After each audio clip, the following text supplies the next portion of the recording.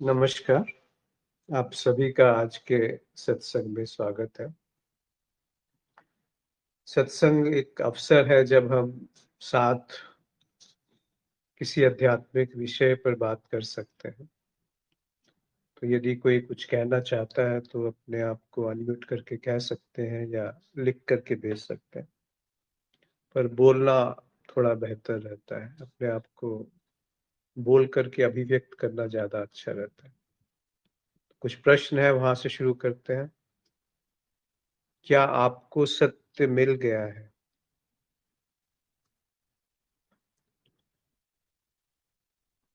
सत्य की खोज में जब कोई निकलता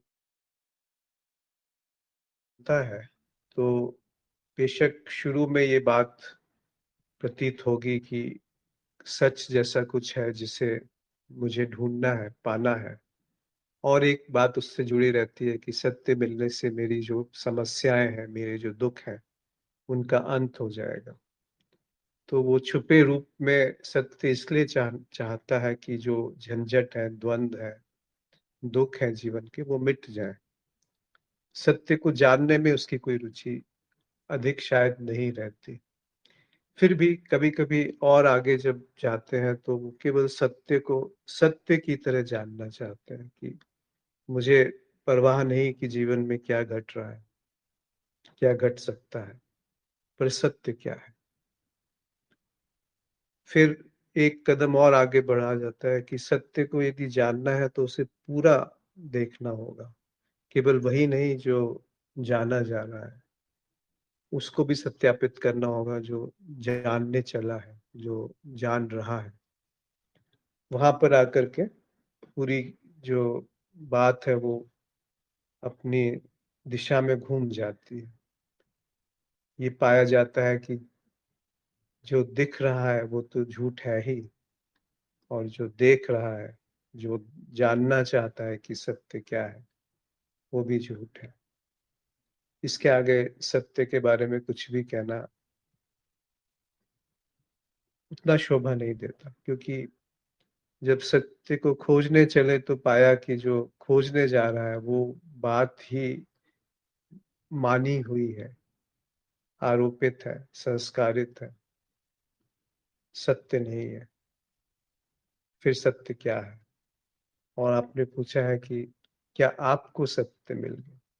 ये जो मैं, जिसको सत्य मिला, इसको या नहीं मिला, ये कैसे कोई प्रमाणित कर सकता है? जब मैं स्वयं इस बात को प्रमाणित नहीं कर सकता तो कोई और अन्य क्या जानेगा? यदि मैं कहूँ कि हाँ, मुझे सत्य मिल गया, तो ये बात सरासर झूठ है। और यदि मैं ये कहूँ कि मुझे सत्य नहीं मिला, ये बात भी सही नहीं है। यानी जो इतना ही पता चला कि जो ढूँढ रहा है वो सही नहीं है, वो सत्य नहीं। उसके आगे सत्य क्या है, वो मैं नहीं जान सकता। मैं एक व्यक्ति के रूप में उसे नहीं जान सकता। मैं एक बुद्धि बुद्धि के रूप में उसे नहीं जान सकता। तो इतना कह कर के चुप हो जाना बहुत है कि वो जो मैं नहीं जान सकता, पर फिर भी है, वो सत्य है। अब चूँकि वो मैं नहीं जान सकता, पर है, ऐसा नहीं कह सकते कि उसको जाना नहीं जा सकता इसीलिए वो नहीं है। और दूसरी तरीके से देखिए कि हमारी जानने पर से निष्ठा कब भंग होगी, कि जो जाना जा सकता है वही सत्य है। अब व्यावहारिक रूप से देखिए ना, अगर किसी ने चोरी कर ली, तो हम जब तक ये जानेंगे नहीं कि किसने चोरी की, तब तक हम समझते हैं कि हमें सत्य नहीं पता चला।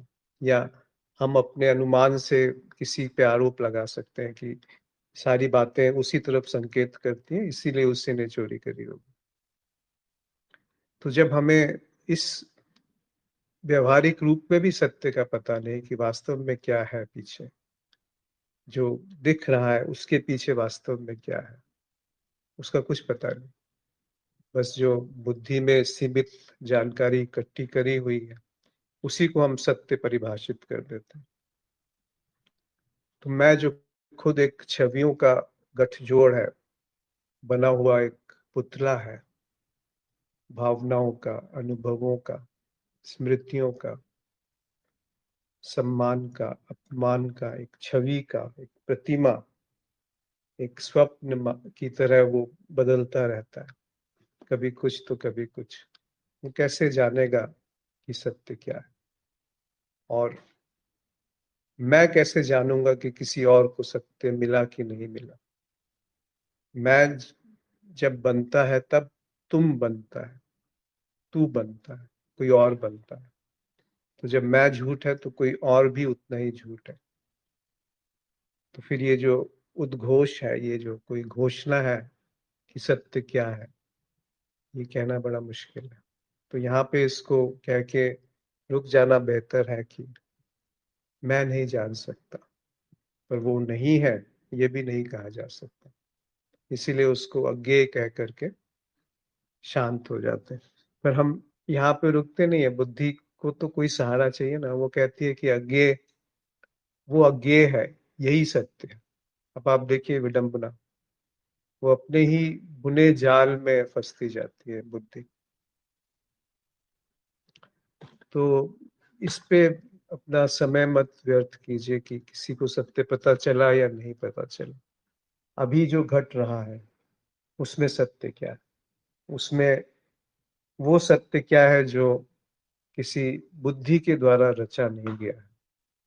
आप पाएंगे कि मैं जो है वो बुद्धि के द्वारा बना है। मैं एक अज्ञेय से प्रकट हुआ, कुछ देर टिका, फिर अज्ञेय में वो विलीन हो गया। अज्ञेय यानी हमें नहीं पता कि कहाँ पर क्या घटने वाला है। हमें नहीं पता कि हम जहाँ पाए गए वहां क्यों पाए गए। तो हम सत्य की क्या बात कहेंगे? वो जो खुद हासिल करने चला है वो सत्य कैसे हो सकता है? यानी जो भी हासिल किया गया वो सत्य कैसे हो सकता है? वो जो जन्म से पहले था वो पूरी तरह से एक अंधकार है, पता नहीं वहां क्या था। बस पाया गया जब बुद्धि थोड़ा विकसित होना शुरू हुई, तब पाया गया। बुद्धि जब विकसित नहीं हुई थी तब तक भी सत्य के आभास के बारे में कुछ नहीं पता था कि मैं क्या हूँ। बस कुछ घटनाएं घटती हुई दिख रही थी और उसके अनुसार प्रतिक्रियाएं हो रही थी।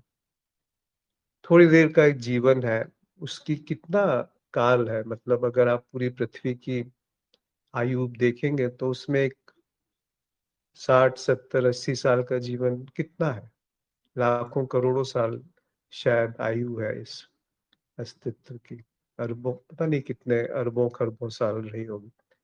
और जब मृत्यु है, जिसे हम मृत्यु कहते हैं, उसके बाद फिर अंधकार। कल्पनाएं कर सकते हैं, अनुमान लगा सकते हैं। तो जो अभी प्रकट है वो, उसमें सत्य क्या है? और वो जो जानने चला है उसमें सत्य क्या है? तो सत्य को हल्के में मत लीजिए कि बुद्धि से हम जान जाएंगे कि सत्य क्या है। बल्कि जो बुद्धि से जाना नहीं जा सकता वही तो सत्य होगा। जो हासिल नहीं किया जा सकता वही तो सत्य होगा। जब सत्य को जानने वाला कोई ना रहे वही तो सत्य होगा। तो जो मेरी आहुति है, बस उतना काफी है। उससे ज्यादा कुछ भी कहना सत्य नहीं होगा।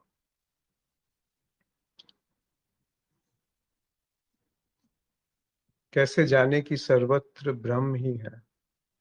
ये मन, ये चित्त, ये क्यों नहीं मानता कि सर्वत्र ब्रह्म ही है?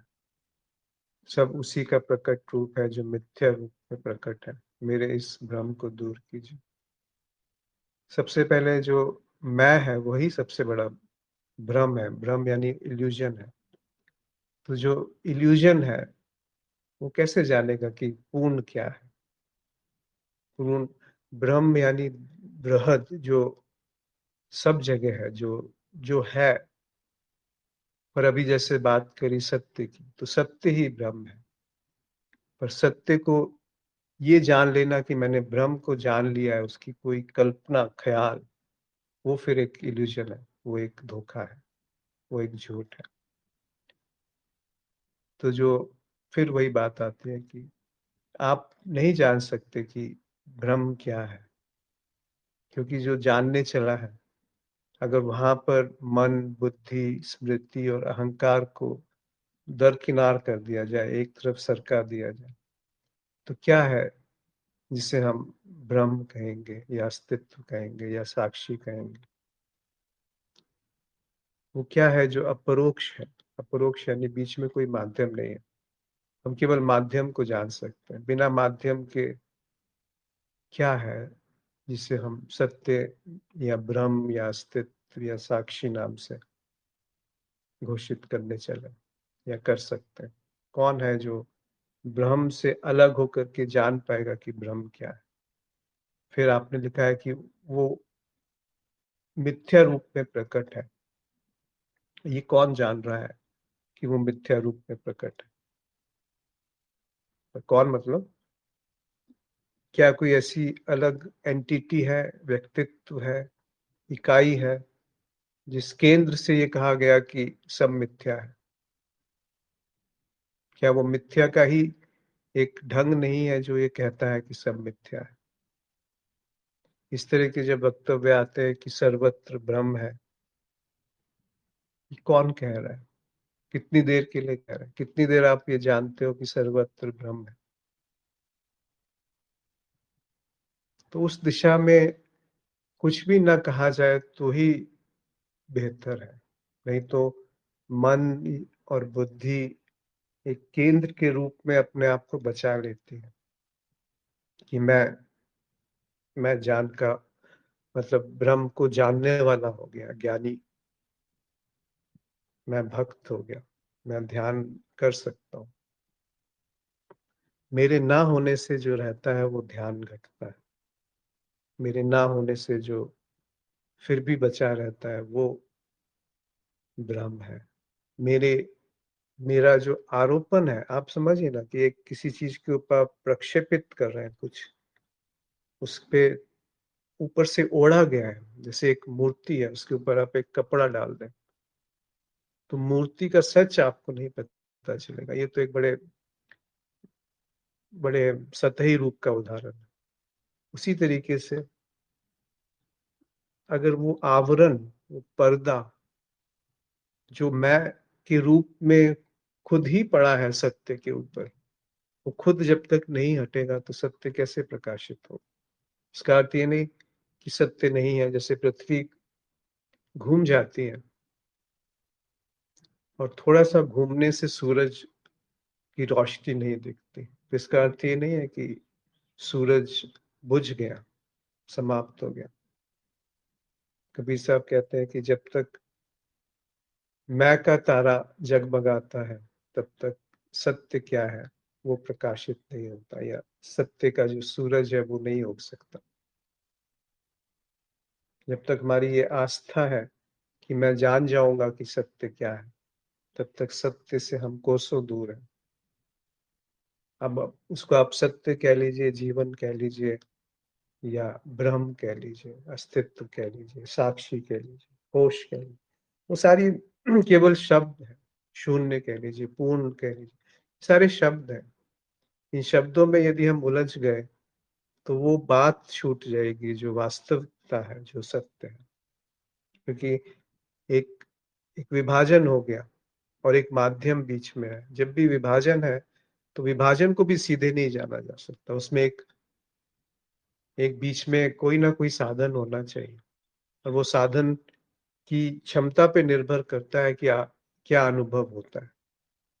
जैसे एक चूहे का जो अनुभव है, एक चमगादड़ का जो अनुभव है, एक चींटी का जो अनुभव है, एक हाथी का जो अनुभव है, और एक व्यक्ति का जो अनुभव है, वो बिल्कुल अलग अलग है। और हर व्यक्ति में हर व्यक्ति से दूसरे व्यक्ति का अनुभव अलग अलग है। एक ही व्यक्ति में अलग अलग समय पे अलग अलग अनुभव है। तो ये किस पे हम आस्था रख करके जानना चाहते हैं कि सब कुछ मिथ्या है?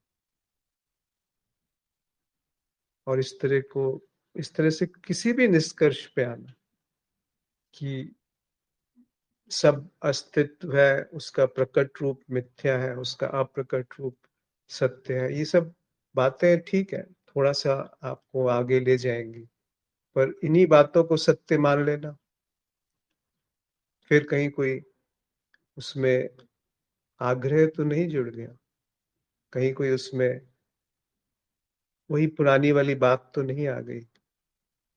जैसे आप कोई व्यक्ति जगत में है, उसके लिए पैसा सत्य है, पैसा माने माने सब कुछ, पैसे से सब कुछ हो सकता है।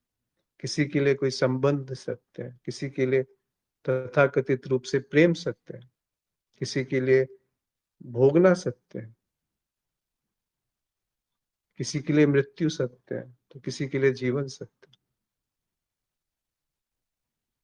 और या तो जीवन सत्य होगा या मृत्यु सत्य होगी, दोनों कैसे सत्य हो सकते। तो जिसे हम जीवन समझते हैं, कहीं वही तो चूक नहीं हो गई कि जो जानने चला है कि जीवन क्या है, वहां पर अगर दृष्टि गई तो आप पाएंगे कि जीवन के साथ मृत्यु घट रही है, दोनों अलग अलग नहीं है। अच्छाई का एक कोना बुराई है, बुराई का एक कोना अच्छाई है। हमारे लिए जो अद्वैत है वो भी द्वैत से निर्मित है, हमारे लिए जो सत्य है वो असत्य से निर्मित है। उस अखंड को खंडित किए बिना कैसे जाना जाएगा, और जब खंडित हो गया तो वो अखंड कैसे रहा। जो खंडित हो सकता है वो अखंड थोड़ी है। जो अपूर्ण हो सकता है वो पूर्ण थोड़ी है। पूर्ण अपूर्ण अपूर्ण को जोड़ करके पूर्ण थोड़ी बन सकता है। शून्य से प्रकट जो है वो शून्य की कल्पना है। ऐसा नहीं है कि हम जानते हैं कि शून्य क्या है। कौन है जो शून्य से विलग होकर के जानेगा कि शून्य क्या है। पर बुद्धि के अंदर एक बड़ी सुंदर सी क्षमता है कि जैसे वो निर्माण करती है वैसे वो विसर्जित हो सकती है। यही एक विशिष्ट बात है बुद्धि में, कि वो अपनी सीमा देख करके उसका अवसान हो सकता है। कि यही मेरी सीमा है कि मैं जान नहीं सकता कि सत्य क्या है, जीवन क्या है, ब्रह्म क्या है। उसके आगे फिर कुछ कहना वो अपनी ही एक बनाई हुई कल्पना में प्रवेश करने के जैसा हो गया। जैसे हम अपने ही बनाए हुए स्वप्न में प्रवेश कर जाते हैं और स्वयं एक अलग केंद्र के रूप में अपने ही सपने को अनुभव कर रहे होते हैं। उसी तरीके से कुछ जागृत अवस्था में होता है।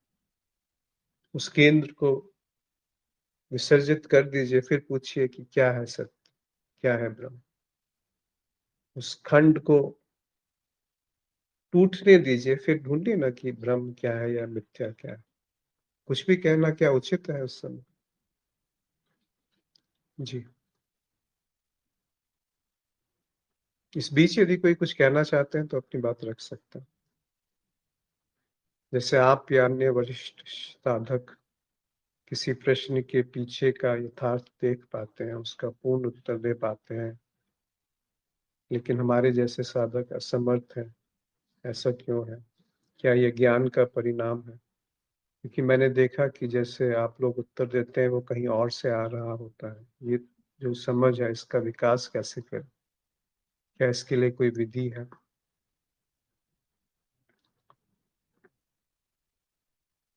ऐसा कुछ है नहीं कि कोई वरिष्ठ है और कोई घनिष्ठ है और कोई नया है, कोई अपना है कोई पराया है, कोई गुरु है कोई शिष्य है। ऐसा कुछ भी नहीं है। प्रणाम अश्विन जी। जी नमस्कार। आपने बात जो कही बहुत अच्छी बात है। इस पर हम अपने को जो बुद्धि के मीज़ान पर ले आते हैं तो ऐसा लगता है कि आगे जो बुद्धि की हमारी सीमा हमने देख ली, सीमा को हमने मान लिया, जान लिया भी, पूरी तरह से नहीं तो थोड़ा-सा भी हमने जान लिया, तो फिर आगे की कोई भी बात हम जब सोचते हैं, आप जो कहते हैं, तो वो सब कल्पना ही होगी। सब एक भ्रम और खड़ा होगा। मैं ब्रह्म हूँ, मैं अनुभव करता हूँ, मैं अज्ञेय हूँ, मैं अस्तित्व हूँ। तो कोई बात नहीं बनती अभी आगे जाने में। तो वहाँ पर बुद्धि की जो कगार पर खड़े हैं, तो वहाँ से छलांग लगनी है। तो मेरे मन में ये आता है कि ये गुरु क्षेत्र की कृपा होगी। जब हमें तीव्रता होगी, तो गुरु क्षेत्र की कृपा हमारे लिए काम करेगी। हम तो तैयार ही बैठे हैं। हमको धक्का लगे, बस इतनी ही देर है। जाने में असमर्थ है, क्योंकि बुद्धि तो जा नहीं सकती, हमारी समझ कोई काम नहीं आती। तो ये सब कुछ चलता रहता है।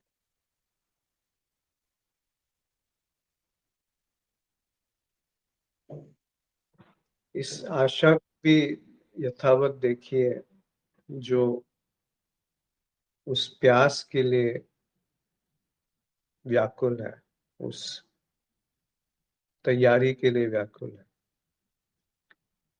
क्योंकि वहां पर भी एक छुपा हुआ कुछ है जो चाहता है कि कुछ तो है जो क्या अभी भी जाना जा सकता है, या जिसको जानने के बाद वो प्यास बुझ जाएगी।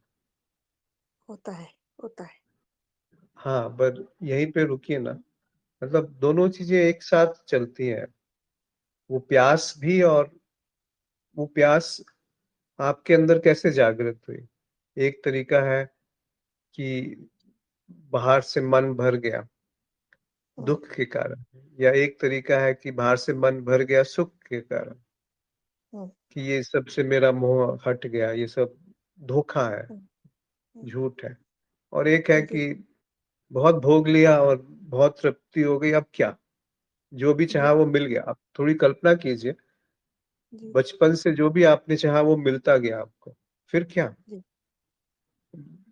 जी, नए खाने भोने, जो भी आप भोगना चाहते हैं, व्यंजन जो भी कुछ है, वो जैसे ही जी, आप सोच रहे हैं वैसे ही उपलब्ध है।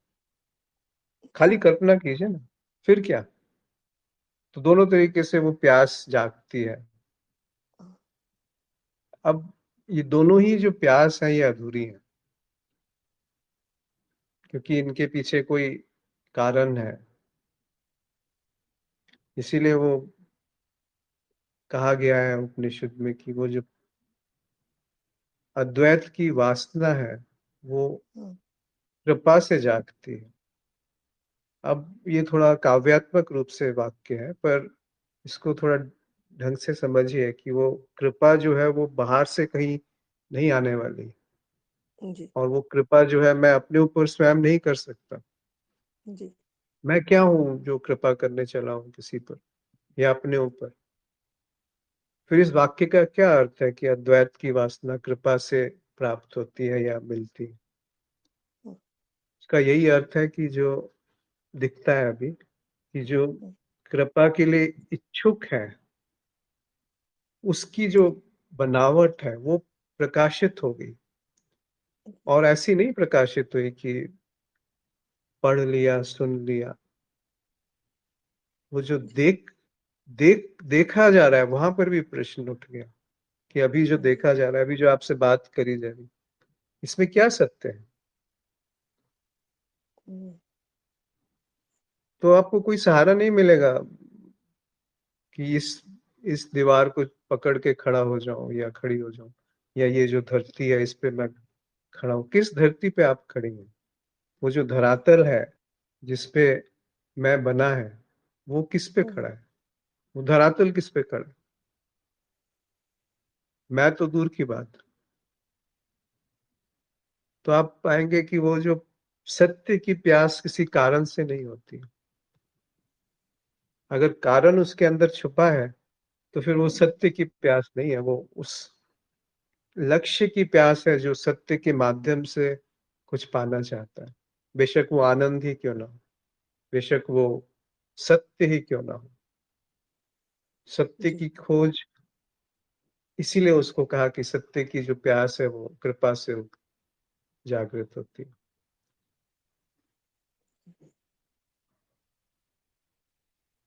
तो थोड़ा सा जहां पर भी आपको लगे कि अरे अब समझ में आ गया, तो थोड़ा सा एक और दृष्टि से उससे देखिए कि किसको समझ में आ गया, कौन है जी। जो सत्य को समझ सकता है।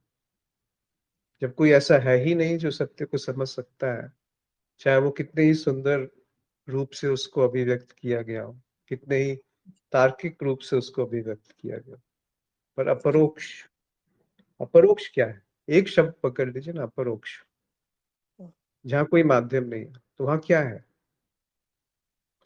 अपरोक्ष एक होता है प्रत्यक्ष, एक होता है परोक्ष, और एक होता है अपरोक्ष। प्रत्यक्ष यानी जो दिख रहा है सामने, इंद्रियां। जी। परोक्ष यानी जो अनुमान लगाया जा सकता है किसी संदर्भ में, किसी और अनुभव से, और उसको जोड़ तोड़ करके जो जाना जाता है, वो परोक्ष। अपरोक्ष यानी क्या? अब बुद्धि वहां पे क्या बोलेगी कि अपरोक्ष क्या है? और जो भी परोक्ष है या प्रत्यक्ष है, उसमें माध्यम है कोई? तो बिना माध्यम के जानना क्या, और बिना मैं के माध्यम के जानना क्या? तो जानने पर से हमारी निष्ठा समाप्त हो जाएगी। हुँ। वो है अद्वैत की प्यास। अच्छा। जब तक जानने से निष्ठा समाप्त नहीं हुई, तब हुँ। तक बोलने से कुछ नहीं होगा कि सब सब अस्तित्व है, और वो मिथ्या का विभाजन करके एक प्रकटीकरण में अपना अनुभव कर रहा है। फिर जी, तो ये बिल्कुल। ज्ञेय में निष्ठा हो गई ना, ज्ञेय में जी, जी। निष्ठा हो गई, मतलब जो जाना जा रहा है उस पर निष्ठा हो गई। जो जाना जा रहा है उसके साथ साथ जानने वाला निर्मित हो चुका है, बिना उसके जी। जाने की वो निर्मित हो गया हुँ। है। और जी, जब जी। तक जानने वाले की तरफ दृष्टि नहीं है, तो जानने को देखते नहीं है, वो तो अंतहीन है। हुँ। हर बार बुद्धि जो है ना, एक चालाकी करके अपने को बचा लेगी, और बड़े सुंदर तरीके से चालाकी करती कि मैं जी। साक्षी हूँ। अब तोड़िए इसको, तोड़ नहीं सकते आप। कोई तरीका नहीं है इस तर्क को तोड़ने का। कौन कह रहा है कि मैं साक्षी हूँ? साक्षी से विलग होकर के आप कह रहे हैं कि मैं साक्षी हूँ। जी। फिर कहा जाएगा कि मैं स्वयंभू हूँ। साक्षी वो है जो स्वयंभू है। कैसे पता कि वो स्वयंभू है? जब तक उससे टूटा नहीं गया। हुँ। और टूट गया तो स्वयंभू कैसे रहा? तो जिसने जाना वो टूटा हुआ था, वो स्वयंभू नहीं था। आप शब्द, मन, बुद्धि, इन सबको अलग अलग शब्दों का उपयोग है, पर है एक ही। स्मृति, अहंकार, हुँ। वह जो मृत्य है, वह जो खंडित है, वह जो हुँ। सत्य नहीं है, वह जो असत्य है, वो घोषणा करता है कि सत्य क्या है। बेशक वो अद्वैत के नाम पर अद्वैत की कल्पना कर रहा है। अद्वैत जो जी। नाम है, वो अद्वैत नहीं है। उसकी जो व्याख्या है, वो अद्वैत नहीं है। उसका जो अनुभव है, वो अद्वैत नहीं है। उसके बारे में जो भी कहा जाएगा, वो अद्वैत नहीं है। जैसे एक पेड़ है, उसके बारे में उसकी तस्वीर जो है, वो पेड़ नहीं है। उसकी जो छवि आंखों से दिख रही है, वो नहीं है जो पेड़ है। वो जो शब्द पेड़ है, वो नहीं है जो वास्तविकता वहां पे जीवंत है। जी। हम ये तो बहुत आसानी से मान लेते हैं, घर में जो पेड़ की तस्वीर है वो झूठ है। हुँ। हमारे मस्तिष्क में तस्वीरों के सिवा और क्या है? जी। तो वो सत्य कैसे है? उन तस्वीरों के आधार पे हम व्याख्या करने चले हैं कि सत्य क्या है। हुँ। और वो ऐसी सुंदर व्याख्या होती है कि हम इस पे कभी प्रश्न नहीं उठाते कि हम नहीं जान सकते, कि उसको जाना ही नहीं जा सकता। हम ये कह करके कि उसको जाना नहीं जा सकता है, उसको जानने के भ्रम में डूब जाते हैं। बस भ्रम ही होता है और कुछ नहीं होता लगता है। इसका अर्थ ये नहीं कि सब। सब कुछ निराशावादी है, ऐसा भी नहीं है। इसीलिए वो उन्होंने कहा उपनिषद में, रसो वही सहा, वो रस है। बाकी जो हम रस पाते हैं, ढूंढते हैं, देखते हैं, वो रस थोड़ी है। जो असल रस है वो अपरोक्ष रस है। जी। अब वो अपरोक्ष रस को मैं पाने चला हूँ, इसीलिए अपने आप का समर्पण कर रहा हूँ, मैं की मिथ्या को देख रहा हूँ, तो फिर वो धोखा हो गया, बहुत बड़ा धोखा हो गया। हम्म, कि वो जाना नहीं जाया जा सकता, हुआ जा सकता है। कैसे हुआ जा सकता है?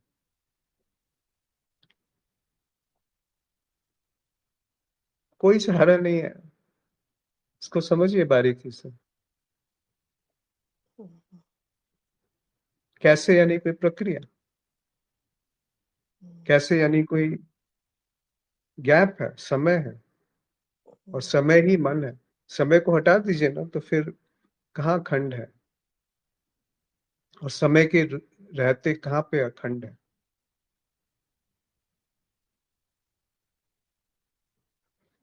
जी, बात स्पष्ट हो पाई नूरी जी? स्पष्ट हो पाई वो बुद्धि जो जो व्याख्या बनाती है शब्द की जाल रचती है, वहां पर प्रश्न खड़ा करना होगा अभी। जी, जब भी आप किसी अंतिम आग्रह पे आए, हम्म, निष्कर्ष पे आए, तो वहां पे प्रश्न खड़ा कीजिए कि क्या यही सत्य है? ये सत्य है, और वो बिल्कुल सत्य बिल्कुल। नहीं जो कोई जान रहा है कि ये सत्य है। जो जान रहा है वो भी उसमें प्रकाशित हो, बिल्कुल प्रकाशित हो। निरपेक्ष रूप से प्रकाशित हो, बिल्कुल निरपेक्ष। आग्रह विहीन रूप से प्रकाशित हो, हम्म, बिना हम्म, किसी पूर्वाग्रह के वो प्रकाशित हो, बिना किसी मान्यता के वो प्रकाशित हो, यानी जी। अपरोक्ष रूप से प्रकाशित हो। परोक्ष रूप से जी। तो आपके पास कोई शब्द बचेगा उसको बयान करने के लिए? नहीं नहीं नहीं, कुछ नहीं बचेगा। उसी को शून्य कहा गया। पर जी। शून्य की बात शून्य नहीं है, उसी को रस कहा गया। रसो वही सह, वही रस है।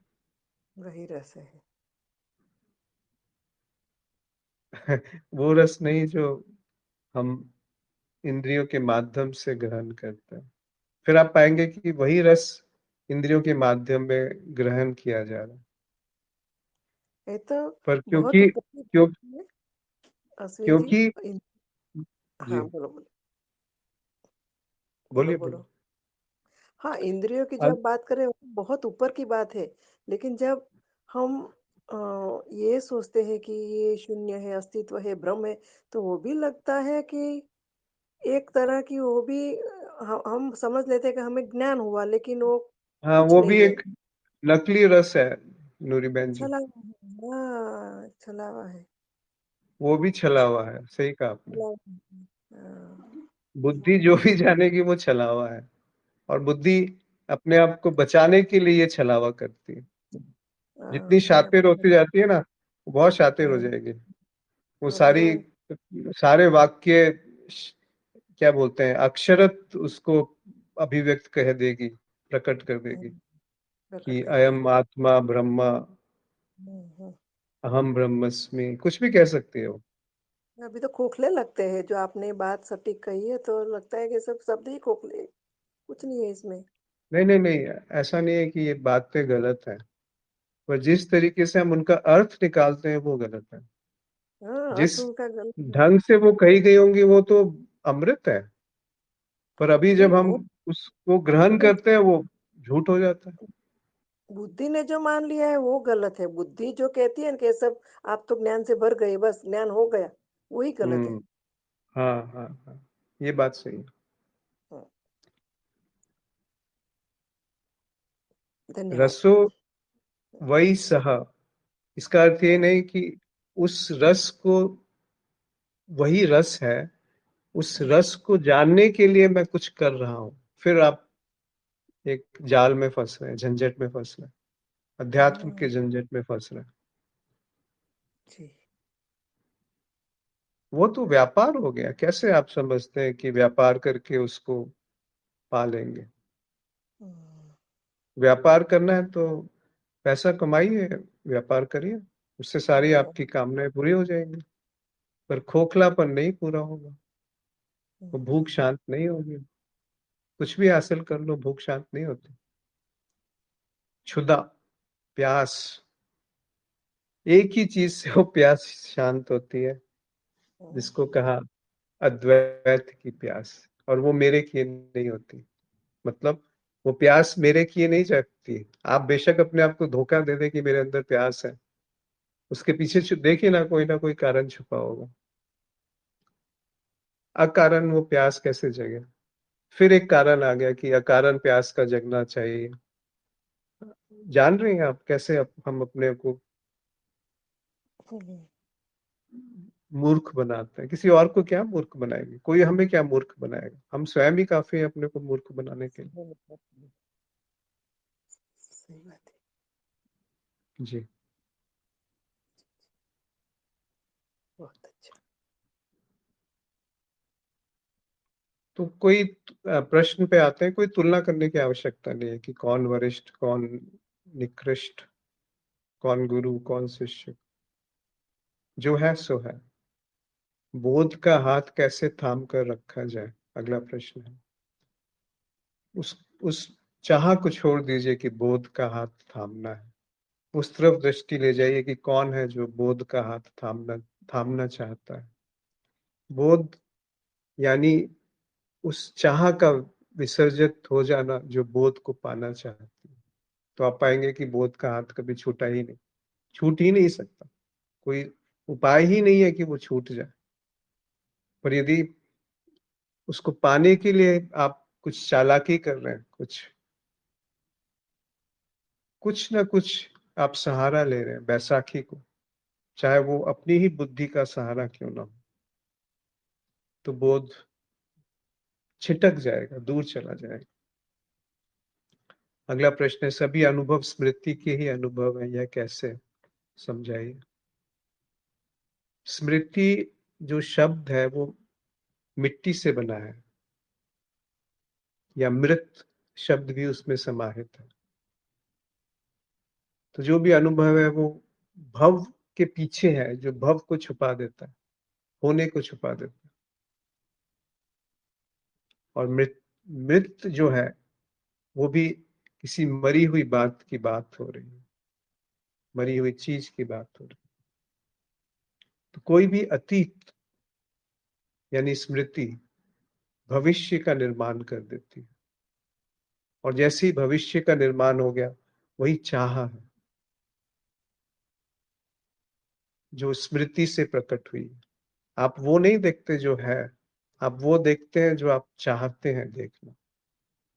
आपकी बनावट के अनुसार आप देखते हैं। दो तरह की बनावट होती है, एक नैसर्गिक रूप से जो इंद्रियों की बनावट है उसके माध्यम से कुछ दिख रहा है, वो झूठ है।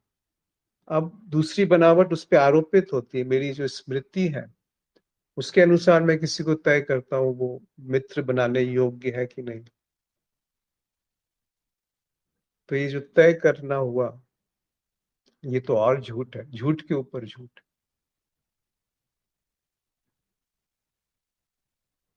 फिर मैं अपने को तय करता हूँ कि मैं ज्ञानी हूं या मैं निकृष्ट हूँ, मैं बेचारा हूं कि मैं बहुत भाग्यशाली हूँ, मैं ध्यानी हूं कि मैं संसारी हूँ, आध्यात्मिक हूं कि संसार में हूँ, भोगी हूं कि त्यागी हूँ।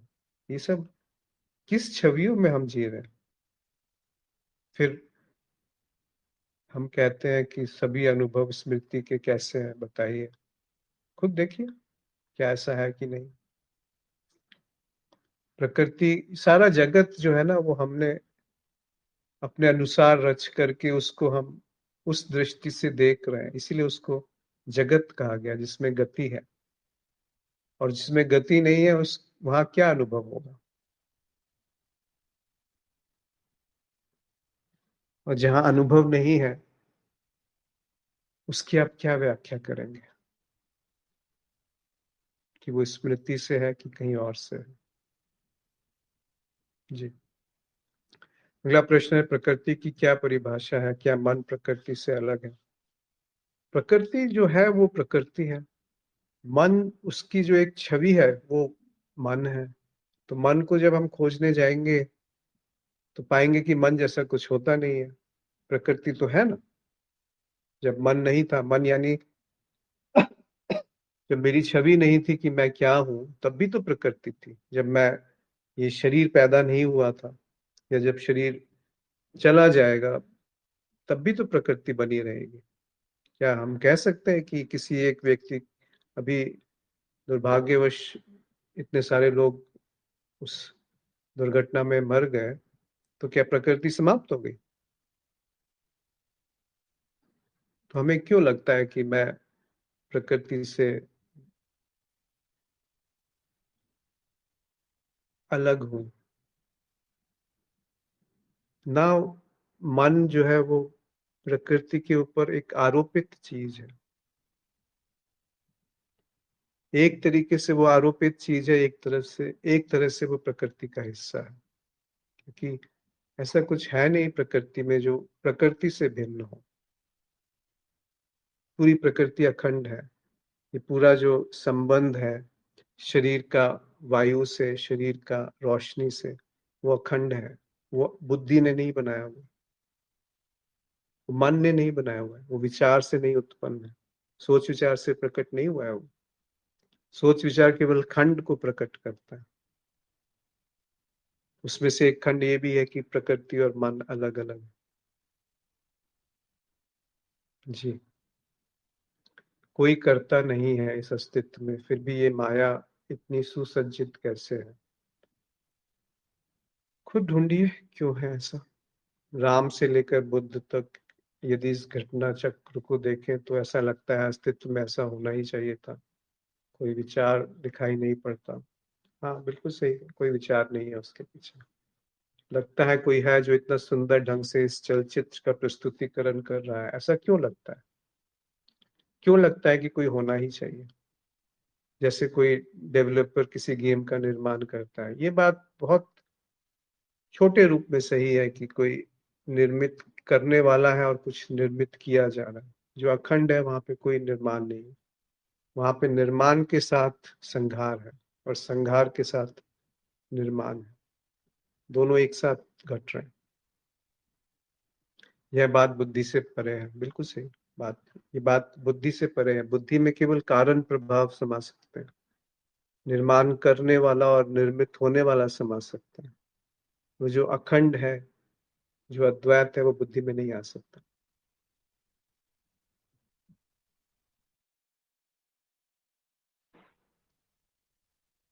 जड़ प्रकृति का क्या अर्थ है और चेतन क्या है? ऐसा कोई विभाजन नहीं है। ये बुद्धि है जो स्वयं को चेतन समझती है और एक पत्थर को जड़ कहती है। उस विचार को हटा दीजिए, फिर कहाँ है जड़ और चेतन का विभाजन? ठीक है, व्यवहारिकता में आप पत्थर को खाएंगे नहीं, और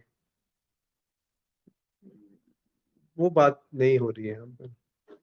उस विचार को हटा दीजिए तो सब अखंड है।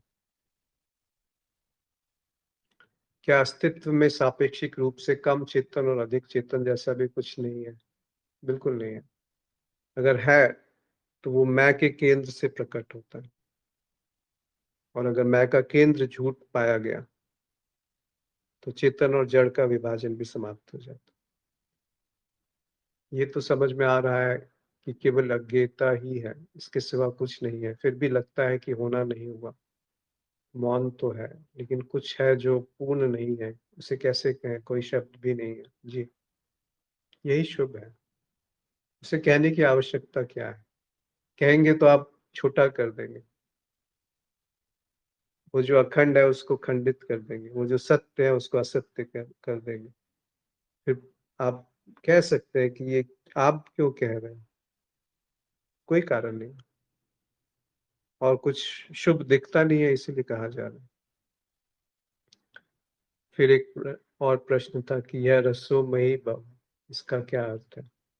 तो ये तैत्तिरीय उपनिषद से एक वाक्य लिया गया है। रसो वही सह, वह ही रस है, वह रस स्वरूप है। आगे लिखा है कि रसम हु वयम लब्ध आनंदी भवति। वो जो उस रस को रसमय हो जाता है, वो आनंद ही है। अब ठीक है, एक ही शब्द को 2-3 बार कहा है, रस, फिर आनंद, फिर वो होना और पाना। ऐसा नहीं है कि वो पाया गया, क्योंकि सबसे पहले उन्होंने कहा रसो वही सहा, वो पहले से ही रस है।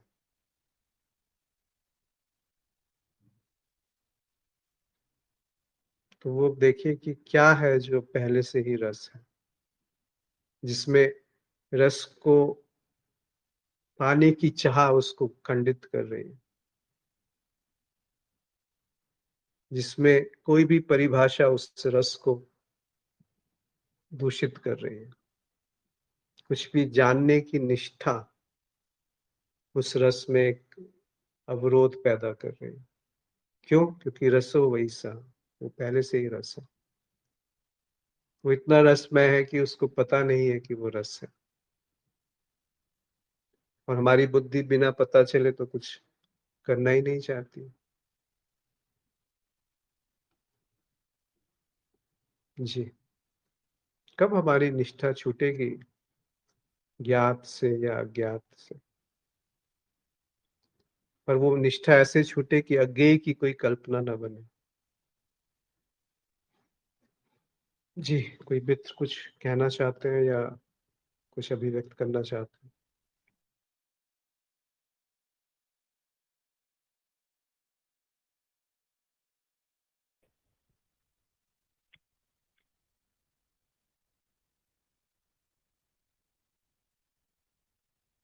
आशीष जी नमस्कार। जी नमस्कार। अज्ञेयवादी एक प्रश्न आया था साहब, अज्ञेयवादी के विषय में थोड़ा सा क्लियर करिए। अज्ञेय है, पर वादी यानी क्या?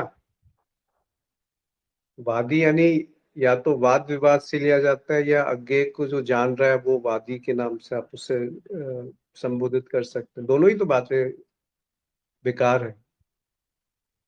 जी। क्या अज्ञेय को जानने वाला कोई है? तो अज्ञेयवादी नहीं। कैसे होगा कुछ? या अज्ञेय में ये वाद विवाद की अज्ञेय में वाद विवाद की संभावना है? नहीं, तो फिर ये प्रश्न ही अज्ञेयवादी क्या गलत है होगा? कि अज्ञेयवादी कुछ नहीं है। हाँ। बस इतनी सी तो बात। जी। वाद विवाद वहां होता है जहाँ बुद्धि होती है। जी। अज्ञेय में बुद्धि कैसे आप लेके जाएंगे? इसका हम लोग चर्चा की थी, जैसे गांधीवादी होता है तो इससे अज्ञेयवादी कुछ हो सकता है क्या? जी। गांधीवादी हो सकता है, पर अज्ञेयवादी मत कहिए ना। जी। गांधीवादी यानी एक एक नीति को का अनुसरण करना, वो गांधीवादी है कि अहिंसा, सत्य परमो धर्म, मैं किसी की हत्या नहीं करूंगा। वो वाद विवाद का विषय है। पर जब मैं ही नहीं है तो फिर वाद विवाद कहाँ रहा? तो गलत ही है अज्ञेय तब ही भी। है तो वाद विवाद जी। कैसे कर सकते हो अज्ञेय में? अज्ञेय यानी क्या? जो ज्ञात अज्ञात से परे है। अब वहां वाद विवाद का क्या अर्थ है, या वादीपन का क्या अर्थ है? जी, गलत ही है। जी। जी जी। जी धन्यवाद।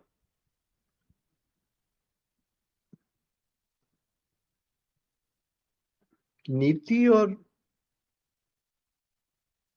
प्रेम अलग बातें हैं। प्रेम यानी होश, प्रज्ञा। नी, नीति तो बुद्धि से काम करेगी। प्रज्ञा में कौन सी आप नीति लेके आएंगे?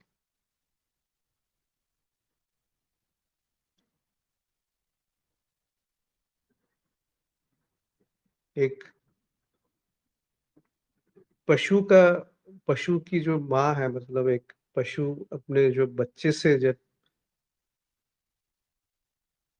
संबंधित है, उसमें कौन सी नीति है?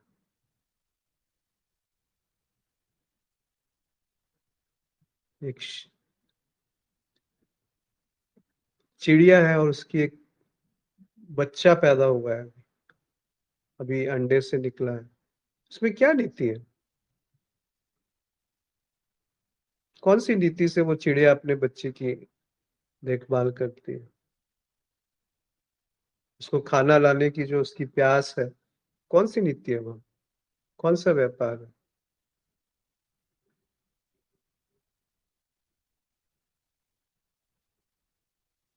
उस अज्ञेय की तरफ जब हम बात करते हैं तो वहां कहाँ नीति आ गई, कहाँ वाद विवाद आ गए? वहां वाद विवाद करने की आवश्यकता भी नहीं है। यदि वाद विवाद कोई कर रहा है तो थोड़ा पीछे हट जाइए कि हाँ मुझे नहीं पता, आप ही सही है। तो वाद विवाद कैसे हो? जी। प्रवीण ने लिखा है कि और जैसे बिना खाए भूख नहीं मिटती और बिना देखे क्षुधा नहीं मिटती, इसी तरह श्रम करना होगा इस जीव और बुद्धि के संतुष्टि के लिए। ये बात अधूरी है प्रवीण जी। एक हद तक श्रम आपको ले जाएगा,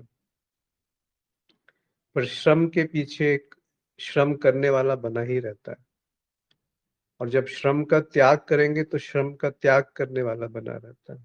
तो दोनों ही बातें उतनी पूर्ण नहीं दिखती।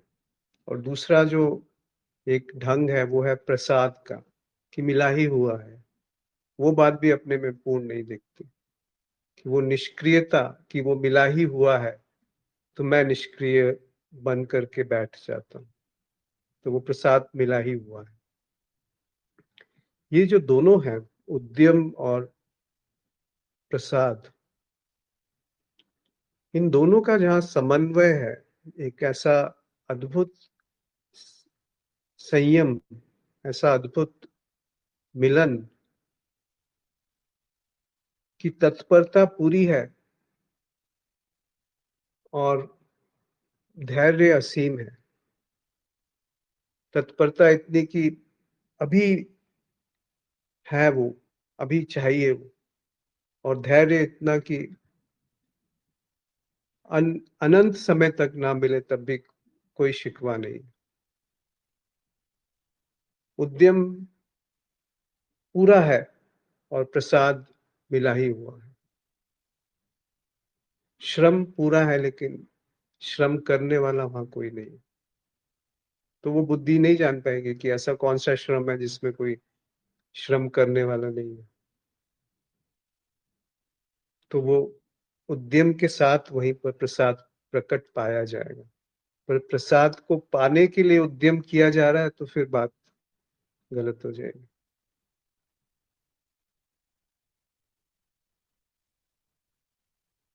थोड़ा सा बारीक सी बात है, पर जटिल नहीं है।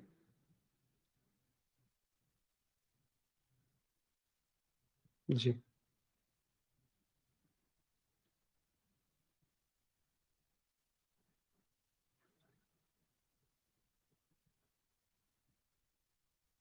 और कोई मित्र कुछ कहना चाहते?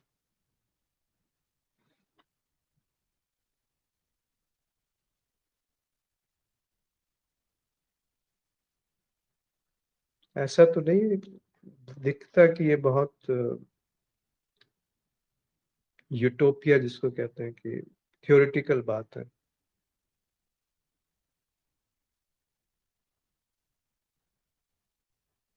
हमारे जीवन में इससे ज्यादा प्रायोगिक बात क्या हो सकती है?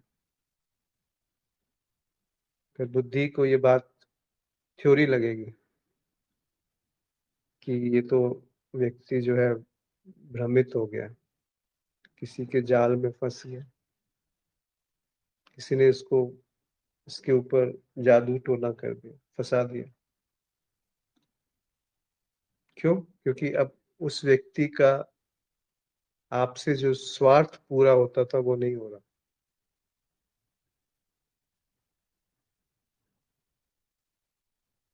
और ऐसा होना है जिसमें कोई व्यक्ति ही नहीं है।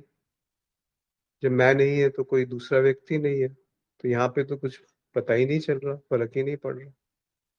और सामने वाले की स्थिति अभी भी वही है, तो कैसे वो संबंध पुराने ढर्रे पे चलेगा जैसे चलता आया है।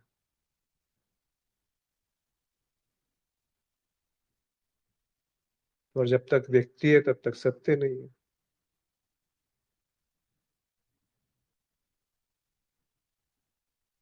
और व्यक्ति के बिना क्या है सत्य वो जाना नहीं जा सकता।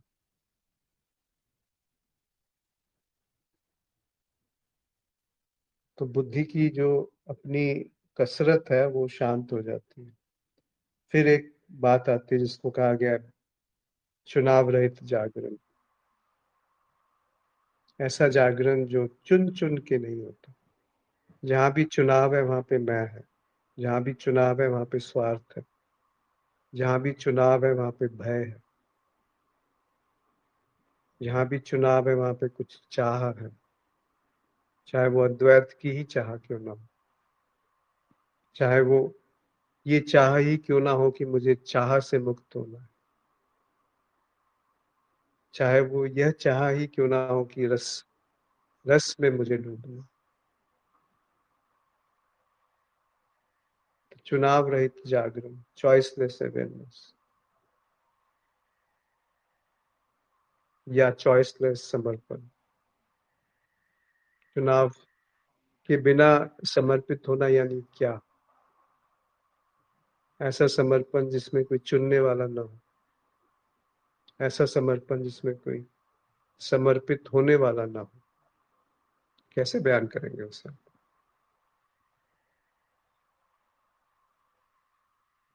ऐसा समर्पण जो अपरोक्ष हो, जिसमें कोई माध्यम नहीं हो, जिसमें कोई सहारा ना हो, जिसमें कोई बैसाखी ना हो, जिसमें कोई लक्ष्य ना हो, जिसमें कहीं जाना ना हो, जिसमें कुछ समय ना हो, जिसमें कुछ पाना नहीं है। क्यों करेगा ऐसा कोई समर्पण संसार में? पर यदि कर गया या घट गया, करने से नहीं होता, यदि वो घट गया तो फिर बात और, फिर कोई प्रश्न आपको संतुष्ट नहीं कर पाएगा, यानी कोई उत्तर आपको संतुष्ट नहीं कर पाएगा, और वो असंतुष्टि जड़ से समाप्त हो जाएगी। फिर कोई सूचना आपको भ्रमित नहीं कर पाएगी, कोई आंकड़ा आपको किसी और दिशा में नहीं ले जा पाएगा। पर इस दशा के लिए कुछ करना है तो फिर उस दशा में नहीं जा पाएंगे, हम नहीं डूब पाएंगे। रसो वही सह, बस वो है रस, उस रस को पाने के लिए उस तरफ नहीं जाना, ये तो फिर व्यापार शुरू हो गया। पर ऐसा पाया जाता है कि वो रस है। जिसने अपने आप को विसर्जित होने का अवसर दिया, उसने पाया कि वो रस है। उस अभिव्यक्ति से ये वाक्य कहा गया है, रसो वैसा। वो रस स्वरूप है, वो रस ही है।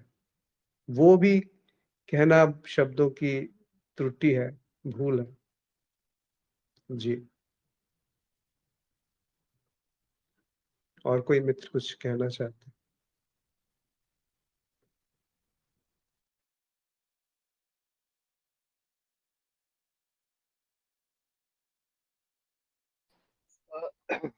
इसमें एक बात दिख रही है, मतलब आ रही है कि अभी तक का जो भी कुछ इकट्ठा किया, जाना पहचाना, जो भी धारणाएं मान्यताएं जो भी बनी आज तक आध्यात्म के नाम पर, या जो भी मेरा इस दिशा में रहा, वो लगभग लगभग सारी बस एक इस मतलब बेकार हो गई वो सब।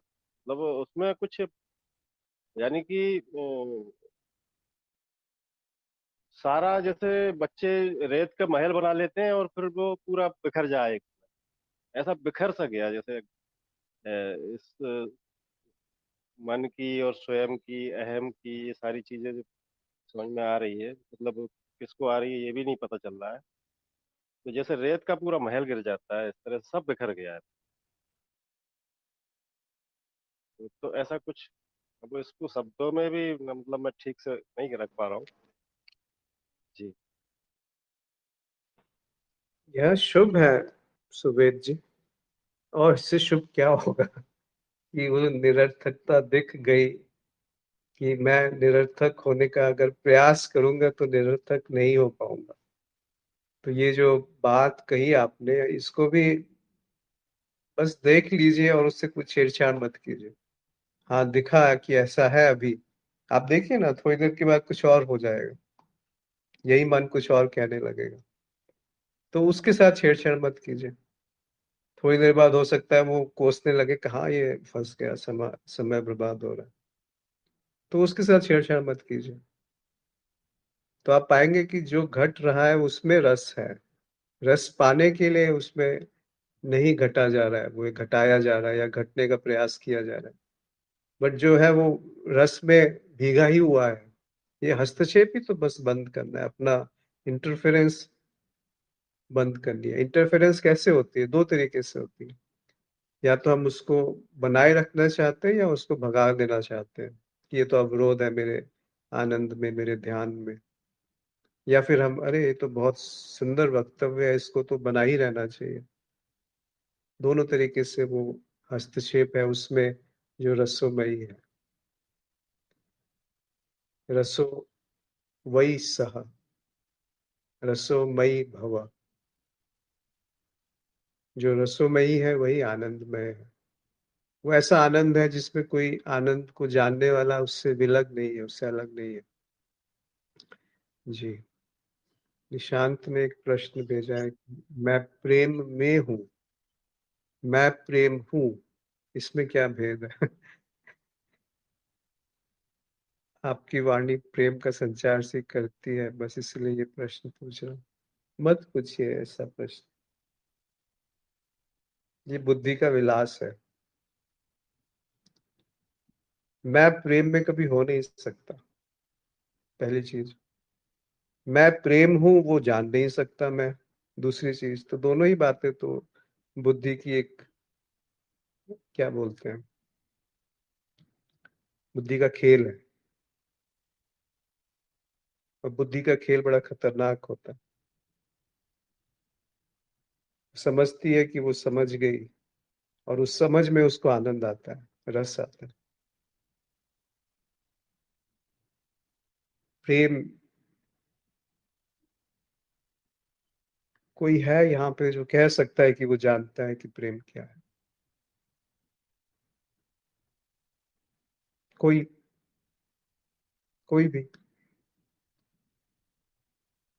थोड़ा सा स्वार्थ, थोड़ा सा भय हटा दीजिए, और पूरा स्वार्थ, पूरा भय हटा दीजिए, फिर बताइए प्रेम क्या है।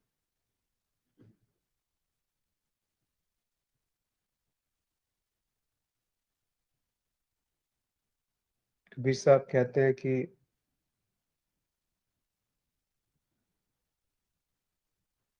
कबीरा यह घर प्रेम का, खाला का घर नहीं। शीश काट हाथ धरी, सो बैठे घर माही।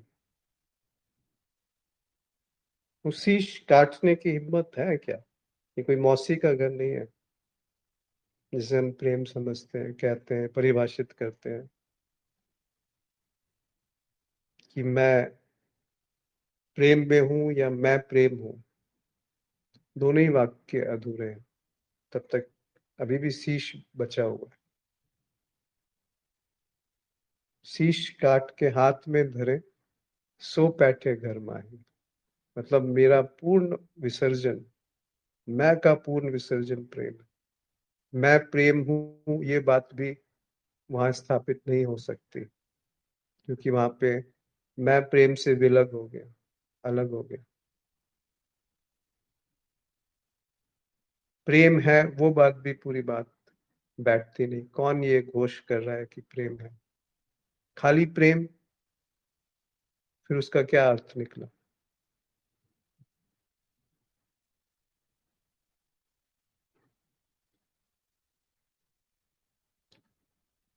तो बुद्धि को दरकिनार करिए, बहुत बुद्धि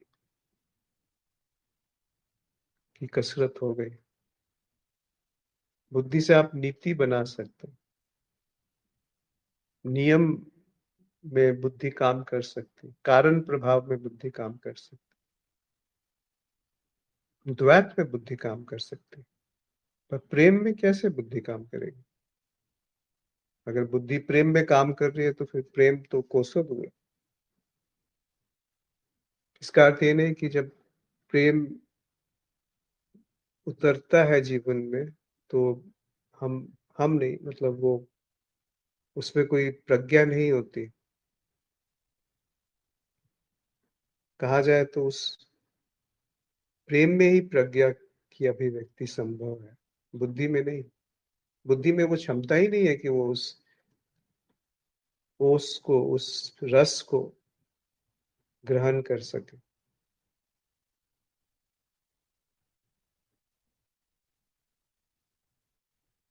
वो जो रस बूंद बूंद टपकता है,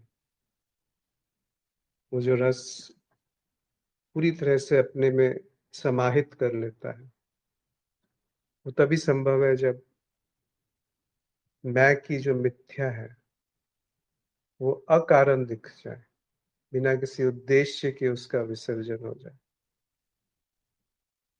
बिना ध्यान करने वाले के ध्यान उतरने लगे। कोई उद्देश्य नहीं है, छंटाक भर भी हल्का सा भी उद्देश्य आ गया तो वो प्रेम दूषित हो जाएगा, वो ध्यान खंडित हो जाएगा, वो पूजा बाधित हो जाएगी, वो ज्ञान कलुषित हो जाएगा। इतना स्वच्छ है, इतना अकलुषित है, निरंजन,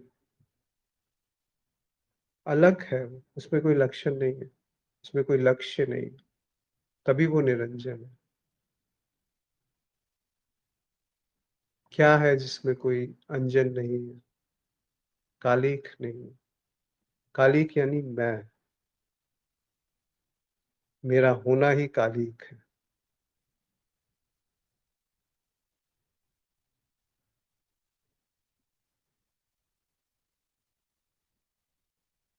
जी, कमलेश जी ने लिखा है, क्या मैं और मेरा की धारणा ही मौन से दूर करती है? जहाँ आशा तहाँ बासा, होई कर मन कर्म वचन, सिमरोई सोई, सिमर योई, सिमरियो सोई। जहाँ आशा तहाँ बासा, होई मन कर्म वचन। क्या मैं और मेरा ही की धारणा ही मौन से दूर करती है? जी, मैं मैं और मैं की जो धारणा है वो उस पे निष्ठा मौन से दूर करती है, और मैं की धारणा को यथावत दिख जाना और उससे भागने की चेष्टा नहीं करना, उसको बदलने की चेष्टा नहीं करना, ना उसको क्या कहते हैं तिरस्कार करना, ना उसको उसको बना के रखना, उसमें कोई भी हस्तक्षेप नहीं करना, कोई भी उसमें बदलाव की आशा नहीं करना। तो जो रहेगा वो मौन है। तो जो वो ऐसा मौन है जो शब्दों से खंडित नहीं होगा। वही प्रेम है, वही प्रज्ञा है, वही होश है। उसी को शायद आपने लिखा है, जहाँ आशा तहाँ बासा। जहाँ पर भी आशा है वहां पे पूरा संसार निर्मित हो गया, पूरा का पूरा विश्व निर्मित हो गया। विश्व ये विश्व हम बनाते हैं, आभासी जगत में हम बनाते हैं विश्व, और उसी में खो जाते हैं। और वो मन कर्म और वचन में अभिव्यक्त होता है। वो विश्व जो हमारे द्वारा निर्मित है। 800 करोड़ विश्व घूम रहे हैं, एक विश्व नहीं घूम रहा। जी, और कोई मित्र कुछ कहना चाहते हैं? अन्यथा आज यहाँ पर समाप्त करेंगे।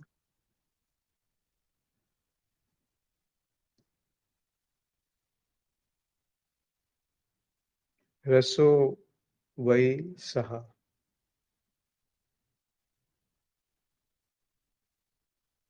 इसके साथ रहिए कि वो क्या है,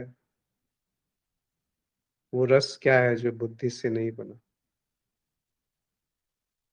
वो रस क्या है जो बुद्धि से पाया नहीं जा सकता, वो रस क्या है जो नीति में नहीं समा सकता, वो रस क्या है जो मुझ झूठ से विलग है, जुदा है, अकलुषित है, निरंजन है।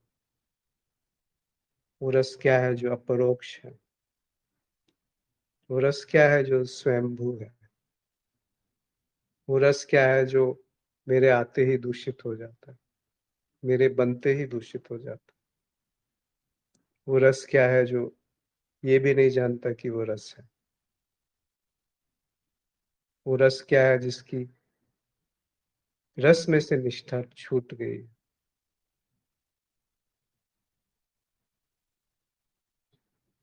वो है रसो वही सा, वही रस है, वही असल रस है।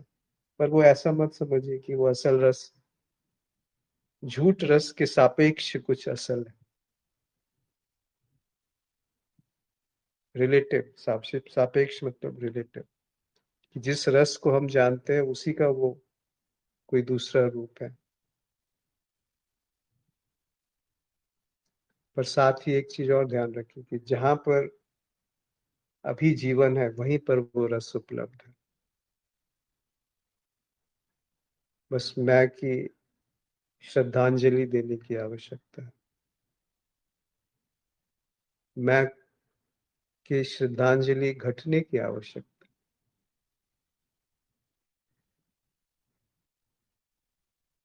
है। उस घर में पैठ होना यानी उसमें प्रवेश तभी संभव है जब मैं की श्रद्धांजलि हो जाए, विसर्जन हो जाए। तो जो रह गया वो रस है, रसो वही सह। जी, आप सबका बहुत आभार आज जुड़ने के लिए। नमस्कार।